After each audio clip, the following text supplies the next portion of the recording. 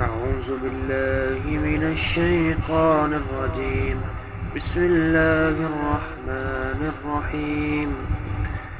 الرحمن علم القرآن، خلق الإنسان، علمه البيان. الشمس والقمر بحسبان، والنجم والشجر يسجدان.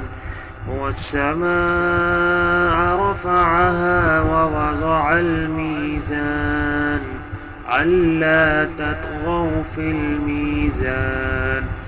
وأقيموا الوزن بالقسط ولا تخسروا الميزان.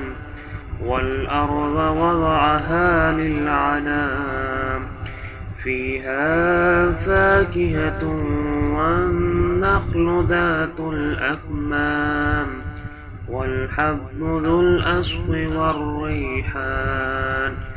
فبأي آلاء ربكما تكذبان؟ خلق الإنسان من صلصال كالفخار، وخلق الجان من مارج من نار. فبأي آلاء ربكما تكذبان؟